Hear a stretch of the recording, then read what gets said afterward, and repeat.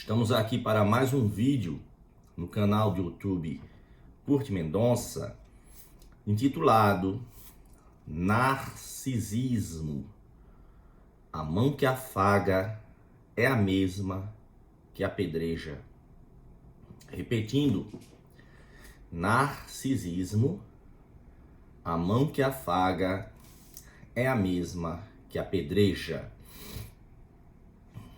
O vídeo de hoje tem a ver com uma pergunta com a qual eu sou deparado por vários pacientes que nos procuram na nossa assistência a vítimas de narcisistas malignos, pessoas que passaram ou estão passando por relacionamentos permeados por drama e caos, erosão da identidade, sofrimento, vampirismo emocional, material, físico. Essas pessoas chegam até mim e se mostram perplexas, dizendo: mas, Dr. Curte, uma coisa que eu não consigo entender, é difícil de eu digerir, é que eu conheci o lado bonzinho de fulano, beltrano ou cicrano, que geralmente é aquela pessoa cuja convivência é conflituosa e que prejudicou a paz, a saúde, a vida como um todo do alvo, da vítima, que após espoliada, deteriorada, adoecida, nos procura para tratamento. Pode ser a mãe, pode ser o pai, pode ser o marido, a esposa, companheiro, companheira. Narcisismo maligno não possui gênero e eles estão presentes em todos os contextos sociais. Se você não me conhece ainda, eu sou neurocirurgião, sou médico, tenho formação em neurologia, neurocirurgia. Tenho também formação jurídica, com especialização em direito processual civil. E também tenho formação em psicanálise clínica, fazendo a ponte da psicanálise com a neurociência. Daí porque sou um neuropsicanalista. E autor deste livro, Guia de Sobrevivência para Vítimas de Narcisistas Malignos. E os pacientes nos procuram, dada a nossa especialização em narcisismo maligno, para tratar as feridas que surgem inevitavelmente naqueles que convivem intimamente com uma pessoa perversa, dissimulada, predadora emocional e material, que é um narcisista maligno. Então, essas pessoas chegam para mim dizendo que conheceram um lado bom do narcisista. Então, como elas conheceram um lado bom, elas têm dificuldade de aceitar o lado perverso do narcisista. Elas dizem para mim: Dr. Curte, parece que a minha mãe, ou meu marido, ou a minha esposa tem dupla personalidade. Porque quando ele ou ela quer, eu vou chamar aqui de um modo geral ele, para não ficar o tempo todo falando ele ou ela, quando o narcisista quer, ele apresenta um lado bom, um lado agradável, um lado de paz, um lado do bem. Por outro lado, dá uma guinada e passa a apresentar um lado sombrio, um lado de conflito eterno, um lado maligno, perverso, um lado do mal.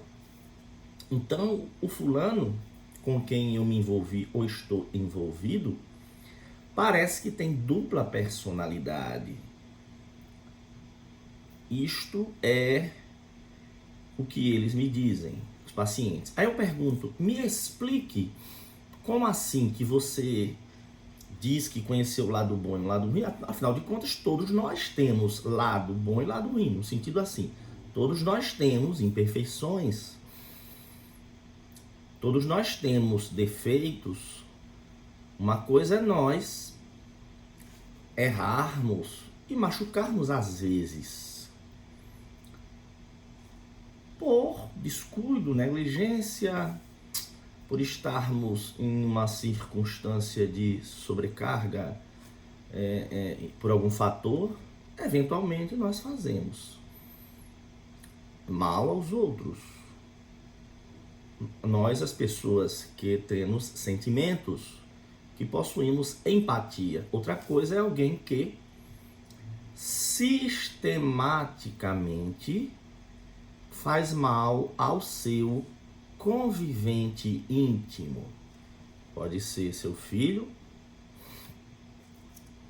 pode ser o narcisista, pode minar a vida do filho, do marido ou da esposa, do irmão, qualquer que seja o contexto social.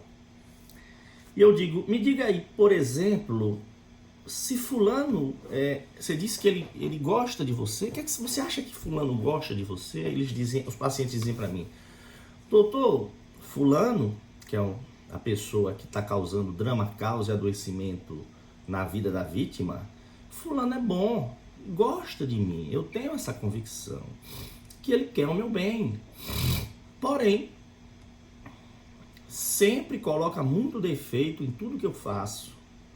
Ele gosta de mim, porém, sempre fica me comparando depreciativamente com outras pessoas, dizendo que eu deveria ser como A, B ou C. Fulano gosta de mim, mas sempre puxa o meu tapete em todos os meus projetos, sabotando os meus projetos. Fulano gosta de mim, porém, sempre fica me fazendo duvidar dos próprios pensamentos e fazendo questionar se eu estou ficando maluco. Fulano gosta de mim, porém, sempre insiste em fazer as coisas que eu digo que eu não gosto. Ou então, fulano é bom, gosta de mim, quer o meu bem, porém, nunca está lá quando eu preciso, na hora da necessidade. Fulano gosta de mim, quer o meu bem, mas nunca, porém, nunca está satisfeito com nada que eu faço. Fulano gosta de mim, doutor Curti, quer o meu bem, porém, nunca reconhece meus esforços. Fulano gosta de mim, quer o meu bem, porém, nunca me oferece um calor humano. Fulano gosta de mim, quer o meu bem, porém, nunca permite que eu expresse a minha vontade, meus pontos de vista. E aí, quando eu digo para a pessoa que existe porém demais, para quem gosta, porque eu digo para as pessoas, se alguém realmente se preocupa conosco, quer o nosso bem, gosta de nós, então essa pessoa não vai exibir um padrão repetido, sistemático, de nos rebaixar. Essa pessoa, se ela realmente se importa conosco, gosta de nós, ela não vai sistematicamente ignorar nossas palavras. A pessoa que gosta verdadeiramente de nós e se importa conosco não vai nos deixar atordoados dentro das nossas interações normais, como se a gente estivesse ficando maluco. A pessoa que gosta de nós, realmente quer o nosso bem, não vai passar o tempo todo a vida nos intimidando. Não vai sistematicamente negar nossa individualidade. Não vai nos fazer constantemente ter que nos explicar por erros imaginários. A pessoa que verdadeiramente gosta de nós, quer o nosso bem, não fica por nada se enfurecendo conosco, colocando chifre em cabeça de cavalo, pelo em ovo para fazer confusão. A pessoa que verdadeiramente gosta de nós, quer o nosso bem, não nos silencia, impedindo de nós expressarmos nossa vontade. A pessoa que verdadeiramente gosta de nós, quer o nosso bem, não vive usando palavras duras e depreciativas para nos descrever. A pessoa que gosta verdadeiramente de nós e quer o nosso bem, não mente descaradamente, repetidamente para nós e jamais reconhece culpa das suas mentiras ou dos seus malefícios, culpa ou remorso. A pessoa que quer o nosso bem realmente se preocupa conosco, que nos ama ou se preocupa conosco. Não passa a vida nos manipulando de uma maneira que invalida nossa existência e controla absolutamente nossas palavras e ações. Então eu digo para a pessoa, é muito porém que você está dizendo de machucado em você que essa pessoa provoca para alguém que realmente gosta de você.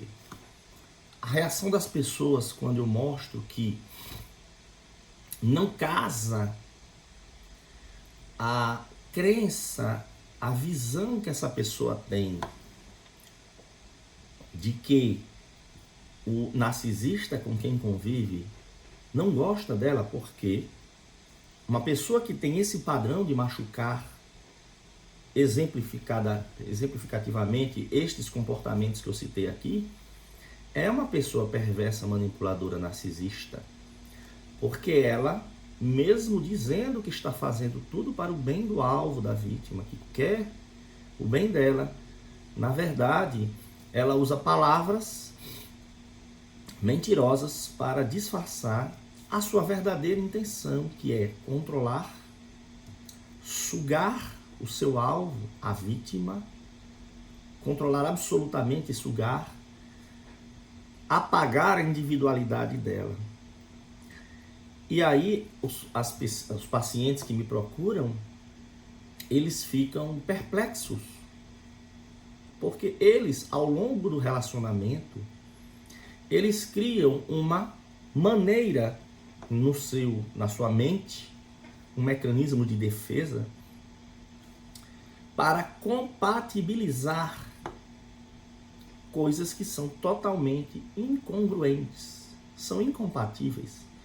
Comportamentos como esses que eu mencionei, feitos reiteradamente, deliberadamente, sem culpa ou remorso, ou quando a pessoa expressa uma culpa, ela fala de palavra, da boca para fora, mas isso não tem repercussões no seu comportamento. Ou seja, mesmo que eventualmente a pessoa diga que se arrependeu, a vítima percebe que o narcisista, ele não muda nada do seu comportamento.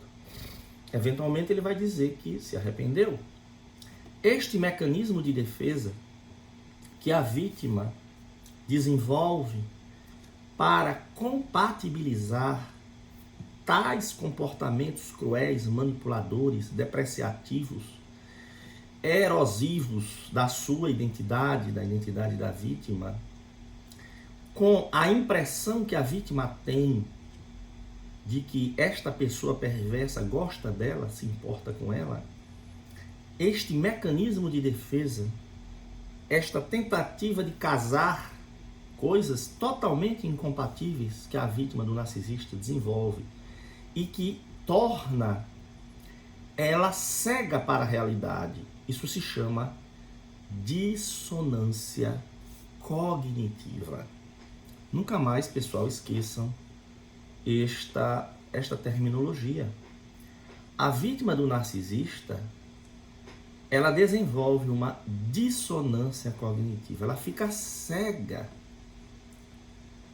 Ela não consegue enxergar que a impressão que ela desenvolveu de que aquela pessoa gosta dela, se importa com ela, tem planos maravilhosos do futuro com ela, ou quer o bem dela, não bate com o comportamento reiterado, repetitivo do narcisista, do companheiro, do seu abusador. Isto se chama dissonância cognitiva. O paciente ele tem um bloqueio para enxergar isso. Por quê? Não seria tão fácil enxergar, Dr. Kurt?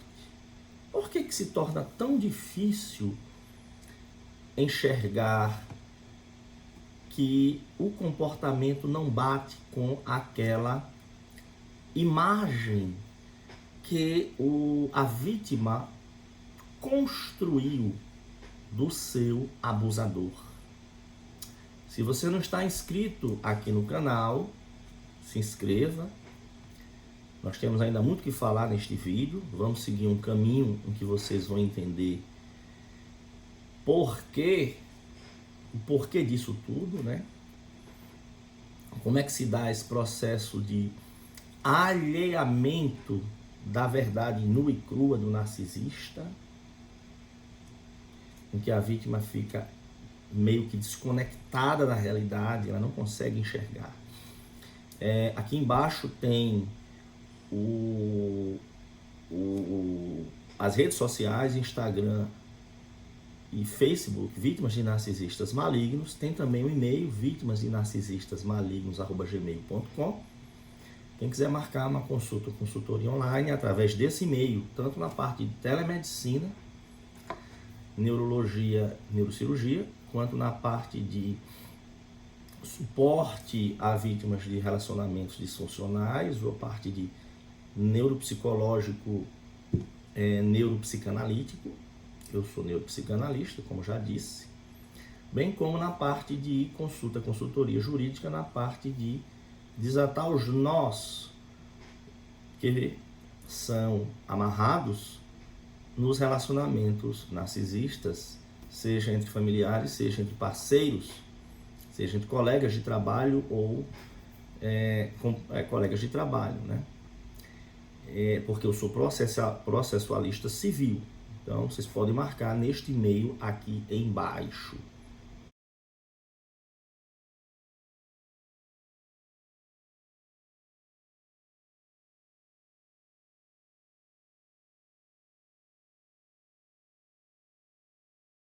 Se gostarem do vídeo, dê o like, façam comentários, compartilhem, se inscrevam, deem sugestões. Então, vem a pergunta: como é, Dr. Kurt, que é possível que alguém tenha ficado cego para uma pessoa, para as perversidades, atrocidades que o narcisista comete contra esta pessoa? É que o narcisista, ele não se apresenta para os seus alvos com a sua verdadeira face monstruosa. O narcisista, ele tem uma fachada que esconde o seu verdadeiro monstro interior. Ele constrói uma fachada para manter a criatura tenebrosa, o monstro que ele verdadeiramente é, escondido das pessoas com as quais ele convive no dia a dia, e que ele mantém uma fachada exemplar. E, aliás, o narcisista, para esconder o seu verdadeiro monstro interior, porque o narcisista por dentro, ele é uma podridão, ele é um monstro, mas ele usa uma fachada de acordo com a conveniência e o ambiente. Ele constrói, por exemplo, uma fachada para o meio religioso, para o meio da comunidade, de interação social. Ele constrói uma fachada para o trabalho, ele constrói uma fachada para os colegas, e ele constrói uma fachada para os seus parceiros íntimos. Só que, quando você convive na intimidade com o narcisista, essa fachada construída para fisgar a vítima, ela não vai durar para sempre. O narcisista constrói a fachada de que é a alma gêmea ou companheiro perfeito do seu alvo, da sua vítima. Assim como um predador estuda a sua presa potencial para ver como chegar até ela, seus pontos vulneráveis, como ele vai partir para o ataque para minimizar a chance de erro. O narcisista estuda em detalhes a vítima na fase do enredamento para espelhar para ela que gosta de coisas parecidas, que tem planos parecidos, e mostra um lado bonzinho fictício. Lembre, não esqueçam jamais, o narcisista ele não tem uma dupla personalidade, que foi aquele item 1 com o qual eu comecei o nosso vídeo. Ele não tem uma dupla personalidade. O narcisista, ele é um monstro interior, um buraco negro, um torvelinho, um predador. É um vazio de emoções positivas, mas ele apresenta para o alvo um outdoor, uma fachada de pessoa boa, de acordo com os gostos e prioridades e valores do alvo. Ele vai se adaptar ao alvo, assim como um camaleão muda de cor para se camuflar no seu ambiente, passar despercebido, se fundir visualmente com o seu ambiente. O narcisista, ele constrói uma fachada para espelhar, para mimetizar uma afinidade com o seu alvo. Ele cria uma ilusão de companheiro perfeito ou alma gêmea para o seu alvo. Então, aquela pessoa que você conheceu na fase dourada, que um dia parecia ser sua alma gêmea ou seu companheiro perfeito, era uma ilusão. Não é que ele tem uma dupla personalidade, é que o monstro que você viu no final é quem o narcisista sempre foi. Só que ele disfarçava. Porque enquanto ele não tinha você, a vítima, fisgada e no seu poder e controle, ele disfarçava o máximo. Não 100%, porque mesmo na fase inicial, o monstro que está por trás da fachada transparece em alguns ditos comentários, mas é tanta coisa boa que o narcisista apresenta para a vítima que a encandeia. Ela fica ofuscada por tanta afinidade e não consegue enxergar as fraturas que tem naquela fachada e que, através das quais se entrevê o monstro que está por trás. Então é muita ofuscação, né? Ofuscamento, é muito brilho de atração, porque ele espelha para a vítima o que ela quer ver. Só que, como ele naturalmente é desprovido de emoções de verdade,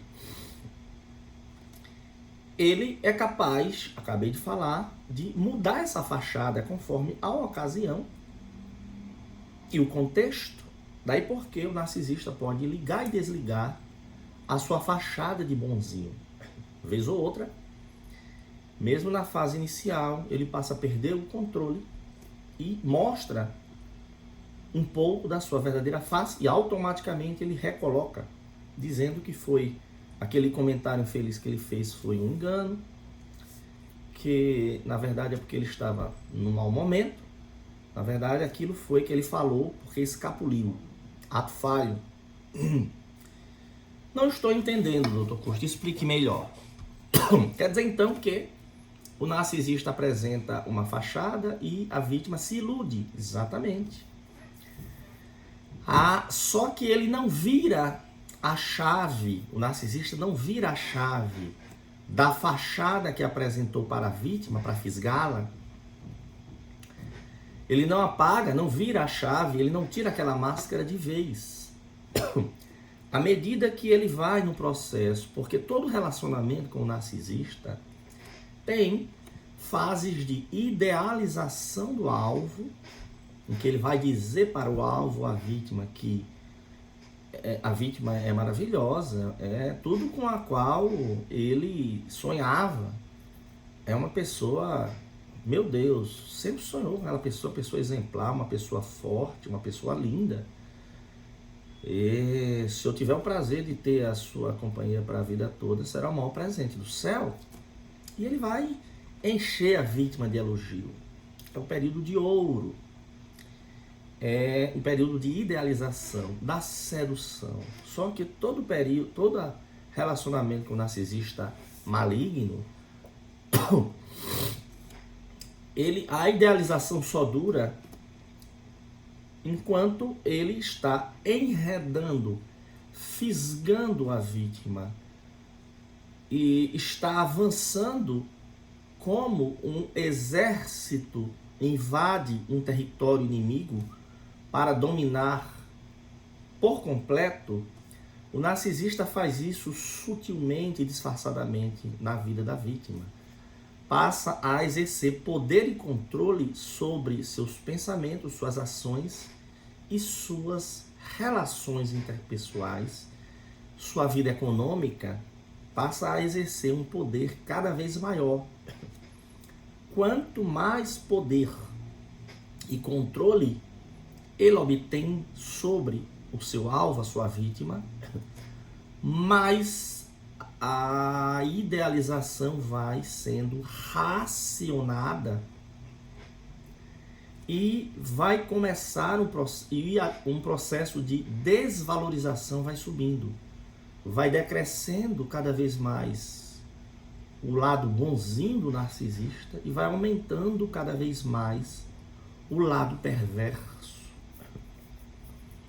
Todo relacionamento com o narcisista tem essa fase de idealização, desvalorização, até que ele ameaça descartar a vítima sucessivas vezes para que a vítima queira reconquistar o período de ouro e chega a descartar a vítima. Mas na frente ele vai sugar de volta a vítima. Este item foi para explicar que para atrair a vítima e fisgar, o narcisista ele construiu uma fachada. E com essa fachada ele vai seduzindo a vítima. Seduzida a vítima, ele vai passar a depreciá-la, desvalorizar e sugar tudo aquilo que ele queria sugar da vítima. E só vai descartá-la, e vai descartá-la quando não puder obter mais combustível, suprimento narcísico. Só que essa idealização e desvalorização e descarte, ele vai acontecendo não numa só vez. É que quando o narcisista seduziu a vítima, ele já vai começar um processo de desvalorização e depreciação, até para saber até que ponto ele já tem total poder e controle sobre a vítima. Então ele vai desvalorizando a vítima com a mão leve, recupera um período dourado, depois vai desvalorizando, recupera um período dourado, ameaça abandonar a vítima para ver se a vítima mendiga por afeto, mostrando o medo da rejeição, E neste processo de alternância, face boazinha, face perversa, o narcisista vai alternando quente e frio, lado bonzinho de mentira, lado perverso, seu verdadeiro eu cada vez mais à mostra. Só que todo relacionamento com o narcisista, eu falei, passa por idealização, desvalorização, descarte. E muitos deles vai passar por uma coisa chamada hovering. O narcisista sugar de volta a vítima para o relacionamento. Este caminho, este vídeo nós estamos seguindo o caminho para explicar para vocês por que a vítima desenvolve a dissonância cognitiva. Por que ela não consegue enxergar essa pessoa perversa? Tudo tem razão. Por que essa pessoa que passa cada vez mais a apedrejá-la, que antes a afagava, a vítima não consegue mais enxergar isso? Ela enxerga os maus tratos, mas ela ainda continua acreditando naquela fachada da ilusão inicial. O narcisista, ele é um manipulador, um controlador. Ele joga jogos psicológicos para ir avançando a sua agenda dominadora sobre a vítima. Então veja, ele apresentou uma fachada exemplar para a vítima, uma coisa sedutora. Vai desvalorizando. Se ele percebe que ainda não tem total poder e controle sobre a vítima, ele vai ameaçar abandoná-la para ver se ela mendiga por afeto, ela pede que não faça isso, não me abandone, o que é que eu posso fazer para que você permaneça comigo? E aí ele vai dando fôlego para a vítima. Como assim? Dentro do próprio relacionamento, o narcisista, ele não faz um processo único de idealização e uma ladeira abaixo direta para o penhasco. Não é assim que funciona. Se fosse assim, assustaria logo a vítima. E a vítima seria mais fácil dela perceber o adestramento a que ela está sendo submetida. Porque se ele virasse simplesmente a chave do bonzinho para o perverso completo, assustaria a vítima. E ele não quer. Ele quer ficar com a vítima até ter obtido tudo dela. E aí vem o processo do ligar e desligar o afeto, quente e frio, bonzinho perverso. Cada vez que o tempo vai passando, o período do bonzinho vai diminuindo, é um racionamento. Cada tempo que passa, o período perverso vai ficando mais prolongado. Mas quando a vítima está já se afogando, se debatendo na água, se afogando, o narcisista, ele salva a vítima,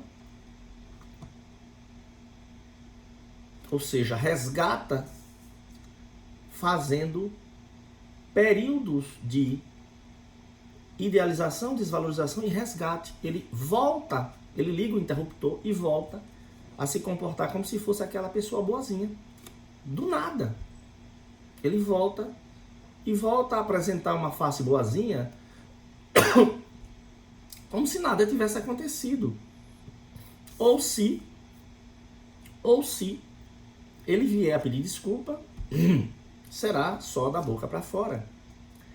Para vocês entenderem como se dá esse processo de condicionamento do narcisista com a vítima,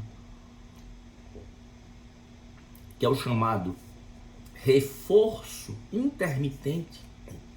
E é isso, esse reforço intermitente afoga e salva, afoga e salva, afoga e salva, afaga, apedreja, afaga, morde e sopra, lambe e morde.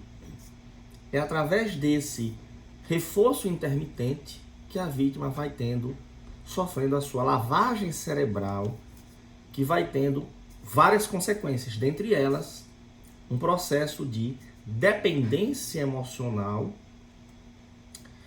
e que, na verdade, é uma dependência bioquímica mesmo. A dependência emocional não é só psicológica, passa a ser até uma dependência física por manipulação dos circuitos do prazer e da recompensa do cérebro e causa uma adição, um vício, um processo de dependência emocional e causa também a dissonância cognitiva, que é o tema deste vídeo de hoje.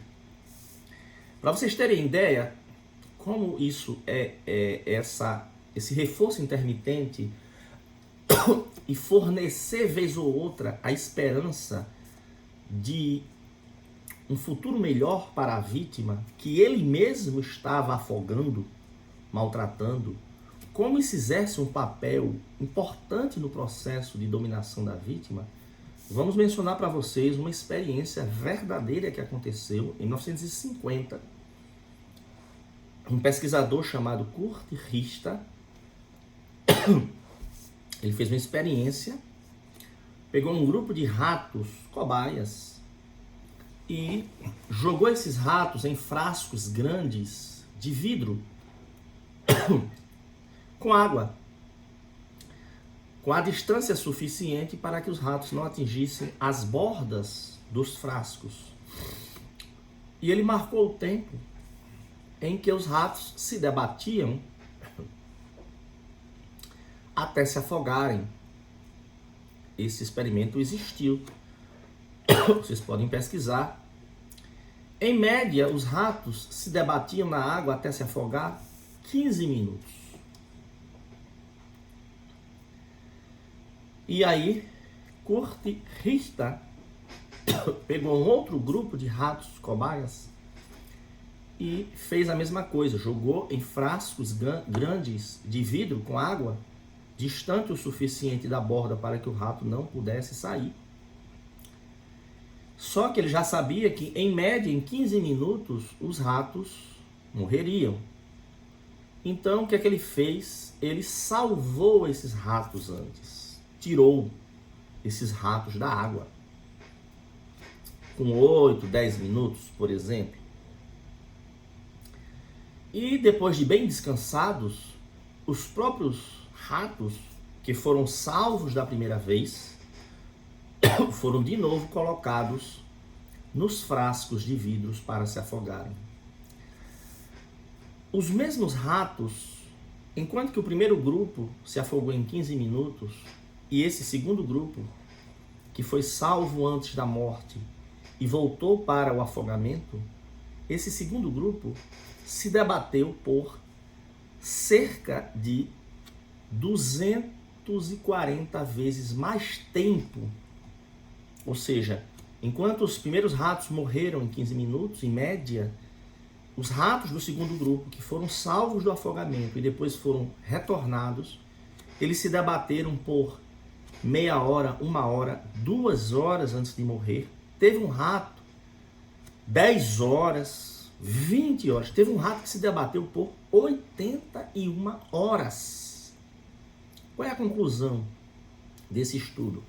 Esses ratos que foram submetidos a um quase afogamento na primeira vez, ao repetir a experiência do quase afogamento, eles achavam que era quase um afogamento, que eles iam não ser salvos de novo.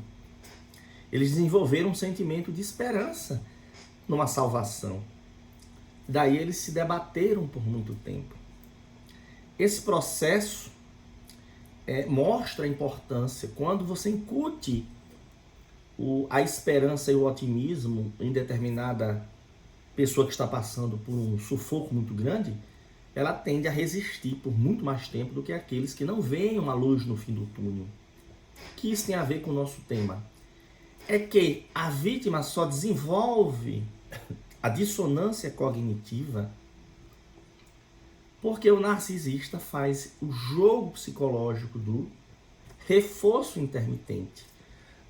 Ele submete a vítima a um afogamento progressivo através das suas humilhações, depreciações, comparações depreciativas com outros, sabotagem, tornando a vida da vítima um eterno conflito, fazendo tempestade em copo d'água, tornando tudo muito difícil, fazendo a vítima questionar a própria sanidade, fazer a vítima abrir mão de tudo da vida dela, objetivos, individualidade, independência, rede de suporte.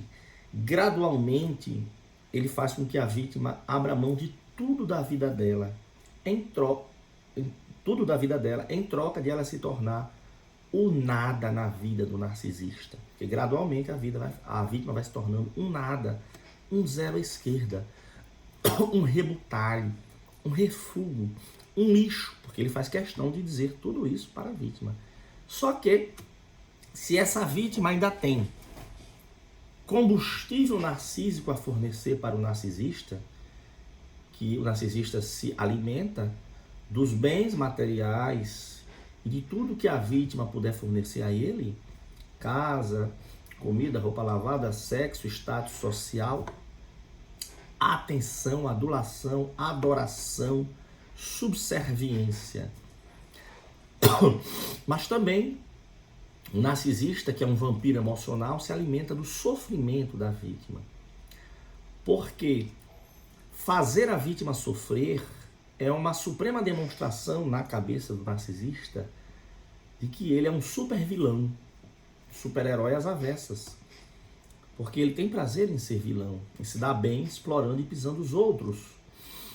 E para não afogar de vez aquela fonte de suprimento, ele vai periodicamente tirando-a do afogamento e recuperando aquela fachada do início de ilusão. Lembra que nós começamos o vídeo sobre aquela fachada?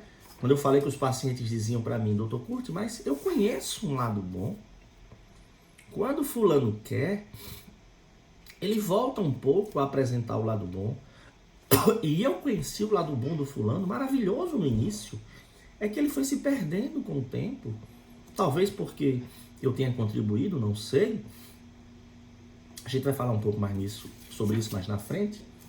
Então, o narcisista, ao fazer esse reforço intermitente, ao afogar e salvar a vítima, ao morder e soprar, ele vai alimentando a esperança de um futuro diferente, um futuro melhor. E ao mostrar um lado supostamente bonzinho que não existe, é tudo um fingimento, e aí a grande dificuldade da vítima acreditar não, digerir isso. Porque não é só acreditar, ela tem que digerir isso, elaborar e ressignificar sua vida em função disso. Todo o lado bom que ela conheceu do narcisista foi uma ilusão. Porque a vítima insiste em ver o lado bom do narcisista, que foi tudo uma ilusão, uma mentira, tá? Então, esse reforço intermitente, que vai levando um condicionamento repetitivo da vítima, causa um processo de dependência emocional e bioquímica física, pela questão dos circuitos de prazer e recompensa do cérebro. Eu tenho um vídeo aqui em que eu falo sobre isso, os circuitos de prazer e recompensa do cérebro na vítima do narcisista, que é porque os relacionamentos abusivos narcísicos se esticam por anos. Assistam lá, aqui no canal.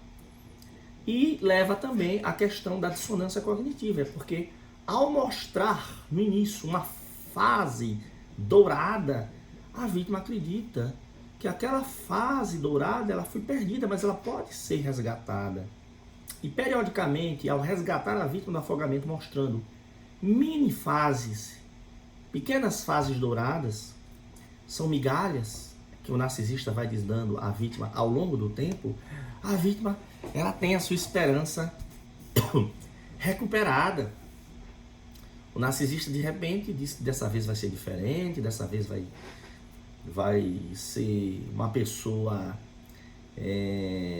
o futuro vai ser melhor, vai ser um futuro glorioso, pode prometer até mundos e fundos, promete casamento, ou chega a pedir em casamento, promete filho ou providencia um filho, diz que vai se converter ou se converte, diz que vai fazer tratamento e vai fazer tratamento, que não tem resultado nenhum, a gente vai falar disso também. Mas por que por que que não seria muito mais fácil para o narcisista usar, se enjoou, ele descartar e acabou, e não ficar esse vai e volta, vai e volta, vai e volta? Por quê, não é? E mesmo quando acaba, mesmo quando acaba de vez o relacionamento formal com o narcisista,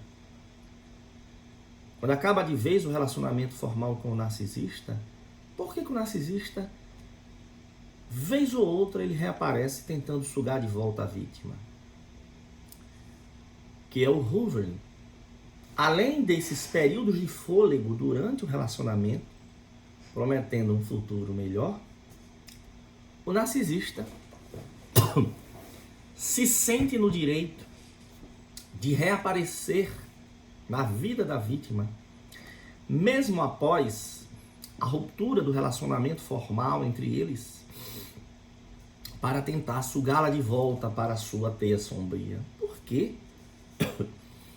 Ele não já está com outras pessoas? Às vezes os pacientes me dizem: doutor, está superado a questão com fulano, porque ele já está até com outra pessoa. E eu digo, ele vai tentar contato, seja através das suas redes sociais, mensagens, começar a mandar mensagens de perfis falsos, direto ou indiretamente, mensagem através de outras pessoas, familiares, colegas em comum, líderes religiosos que têm um contato comum, profissionais de saúde que têm um contato comum, através de filhos. Ele vai tentar sugar de volta. E a vítima diz assim: mas não pode, doutor, não tem como, o senhor é muito pessimista. Eu digo: não, porque você precisa entender que na cabeça do narcisista, você sempre será uma propriedade dele. Porque o narcisista vê pessoas como objetos, aparelhos, utensílios.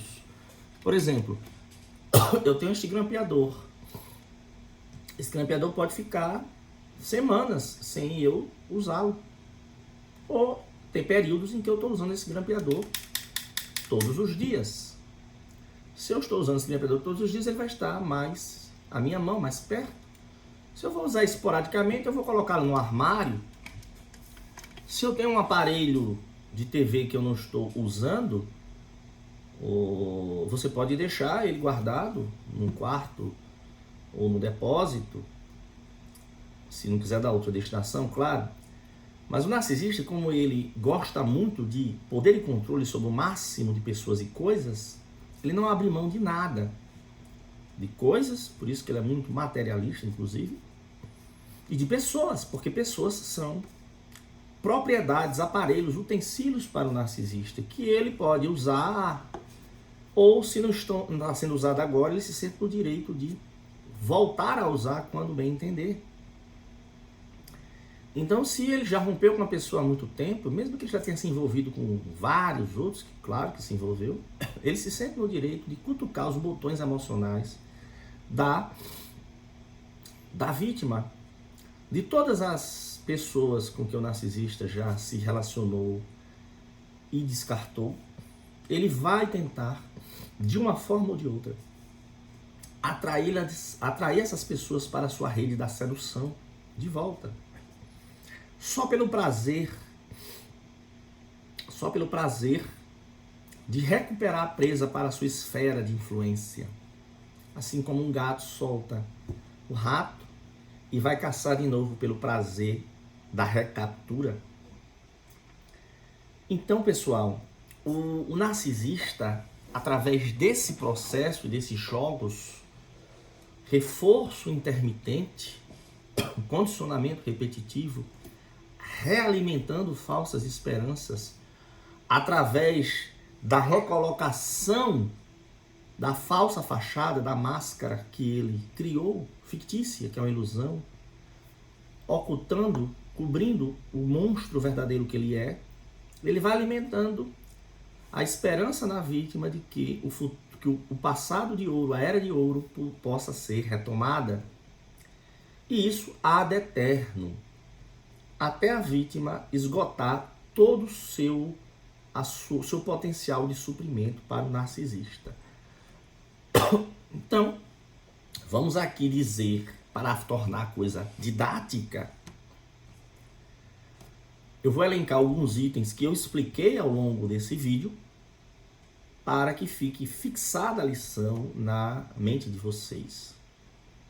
Lembrando que o nome do vídeo se chama Narcisismo.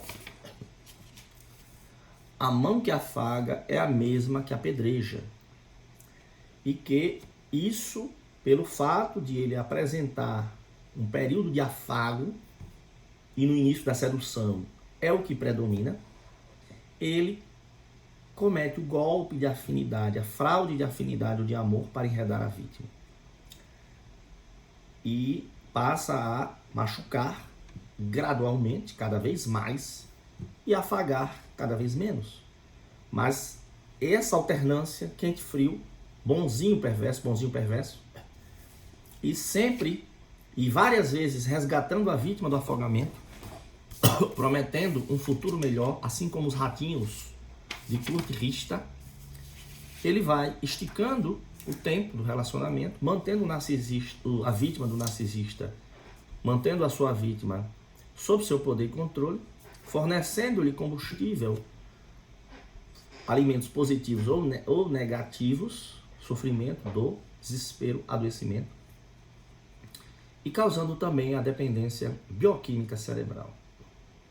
Pontos relevantes a ficarem fixados deste item. Que a verdadeira face perversa do narcisista não transparece a todo momento nem para todo mundo. Então, é isso que é uma das coisas que levam alguns a pensarem que ele tem dupla personalidade. Eu conheci um lado bonzinho. Quando ele quer mostrar o lado bonzinho. Exatamente. Então, o lado perverso, ele mostra também quando ele quer. É uma escolha, é uma opção. Ponto número 2. Nada sobre a lua de mel, a era de ouro, período dourado, era real. Tudo era ilusão. Tudo era uma fachada. Foi tudo um golpe. Ao mostrar um lado bom no início, apenas para fisgar o alvo, o narcisista banha o cérebro da vítima de neurotransmissores de prazer e bem-estar.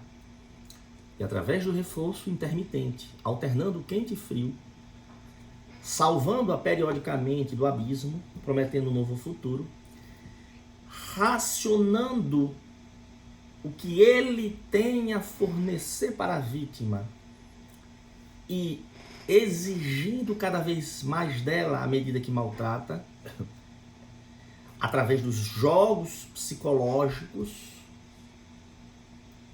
ele vai exaurindo a vítima, consumindo a sua existência. Porque nada jamais vai ser bom para o narcisista. É uma coisa que a vítima, às vezes, ela se pergunta: será se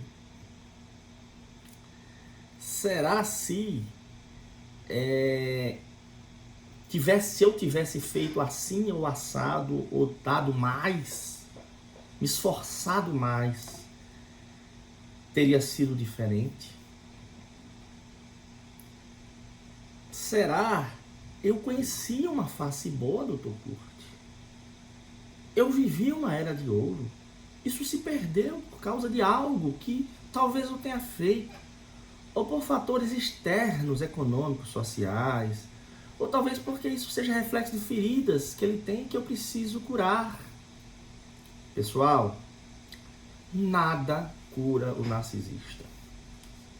Nem amor, nem remédio, nem psicoterapia, nem religião. Porque só se cura quem deseja ser curado. O narcisista ele é perverso por opção, por escolha. Ele não tem esse peso na consciência que nós, pessoas empáticas, possuímos.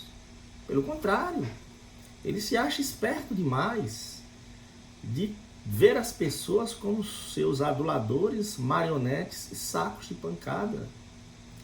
Ou se alimentar através delas, ele sugar as reservas dela, sugar os recursos materiais, de status, seu conhecimento, suas produções intelectuais, sua cultura. Ele se acha o máximo.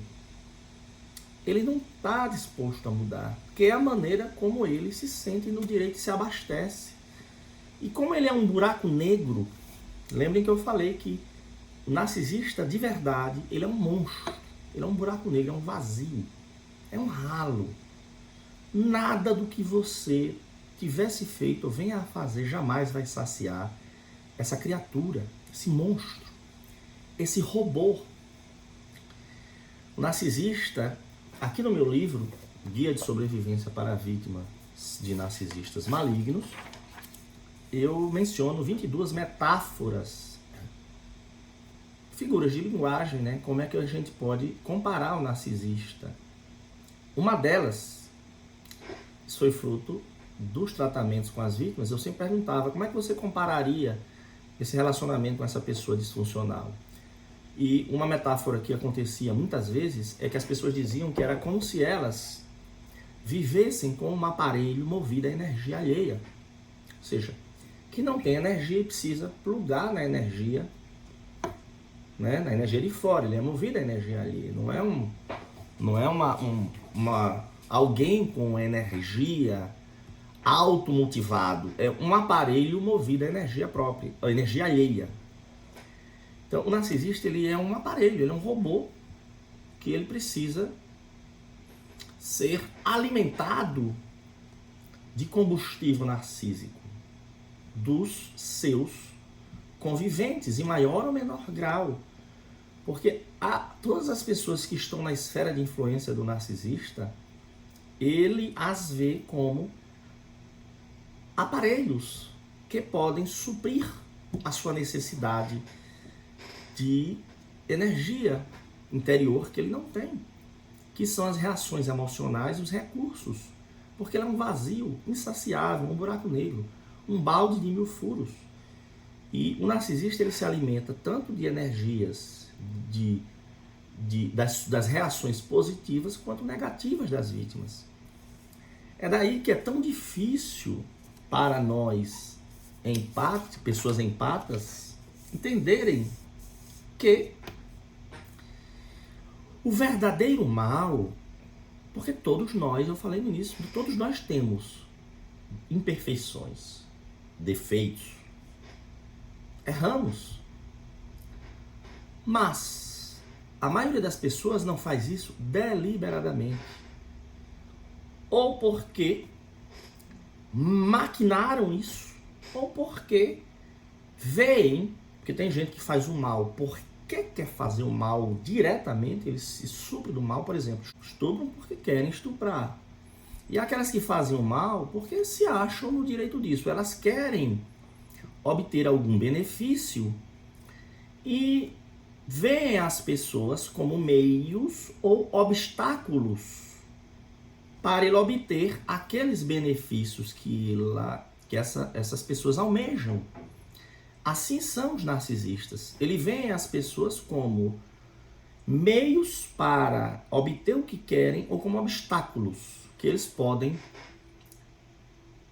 descartar, eliminar, destruir. Então nós somos suprimentos ou obstáculos. Somos coisas para o narcisista. Diferentemente das pessoas empáticas, que nós temos peso na consciência quando fazemos mal, queremos consertar, temos remorso.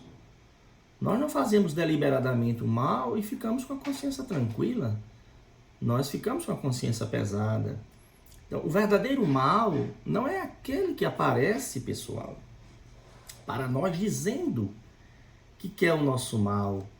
O mal verdadeiramente perigoso está aqui, ó. São os narcisistas perversos, narcisistas malignos, que chegam para nós dizendo que estão fazendo tudo para o nosso bem, que nos amam. Falar é fácil, falar não custa nada. Então eles dizem uma coisa que não bate com as suas atitudes. E a vítima que foi iludida pela fachada, ela quer acreditar que aquela fachada é quem o narcisista de fato era. Quando, na verdade, o narcisista é quem ele é agora, que está se apresentando um monstro. E ela quer se apegar naquela esperança. As pessoas empáticas, que têm sentimentos de verdade, têm uma dificuldade enorme de aceitar isso. Por isso que é tão doloroso. E por isso que os relacionamentos narcisistas se esticam por muito tempo. Acabam, reatam, ata, reata, né? Ata, reata, ata, reata, ata, desata, reata, ata, desata, reata, ata, desata, reata. Porque o narcisista suga de volta, mente, manipula, faz falsas promessas. E aí a vítima, assim como o apostador, a síndrome do apostador, eu descrevo aqui no livro, a vítima desenvolve a síndrome do apostador. É aquela pessoa que está viciada ali na aposta e ela já perdeu tanto que ela acha que mais uma tentativa e desta vez vai ser diferente. O apostador, por exemplo, ele acha que já perdeu tudo, mas o restinho que falta, até onde ele não tem mais, vai comprometer o patrimônio que está reservado lá para o filho, para a esposa, para o pai idoso, para os pais idosos, um patrimônio que não é nem dele. Ele vai comprometer aquele patrimônio na esperança de que nessa última rodada do carteado, na última jogada dos dados, na última corrida de cavalos, essa última tentativa no caça-níqueis vai resolver tudo. E ele vai recuperar o dinheiro e vai ricar. Pronto. Através desse processo de condicionamento repetitivo, o narcisista condiciona a vítima a acreditar ter esperança no futuro melhor, que nunca vai acontecer, tá?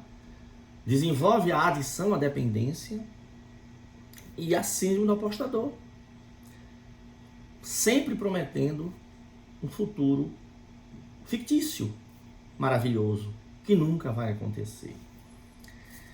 Portanto, pessoal, este foi o vídeo intitulado Narcisismo, a mão que afaga é a mesma que apedreja. Se você está aqui é porque existiu algum gatilho na chamada do vídeo, no título, nas hashtags, que tem a ver com você ou alguém que você estima que se envolveu ou está envolvido com uma pessoa narcisista maligna, predadora, vampira emocional. E então, curta o vídeo se gostou, compartilhe, se inscreva no canal, deem suas opiniões, seus depoimentos. Quem quiser adquirir o livro está na amazon.com.br em suas versões digital e física, Guia de Sobrevivência para Vítimas de Narcisistas Malignos. Quem quiser marcar uma consulta comigo, tanto na parte de neurologia e neurocirurgia, suporte neuropsicológico psicanalítico ou suporte jurídico, processo civil, envolvendo os conflitos de relacionamentos disfuncionais e o adoecimento inerente a isso, e os elos jurídicos que são amarrados, né, atados com a convivência com os narcisistas, porque eles amarram a vítima para exercer poder e controle sobre ela. É só passar a mensagem no e-mail que está aqui embaixo, primeiro comentário fixado e na descrição do vídeo, vítimas de narcisistas malignos@gmail.com, para marcar a consulta online. Muito obrigado pela atenção de vocês.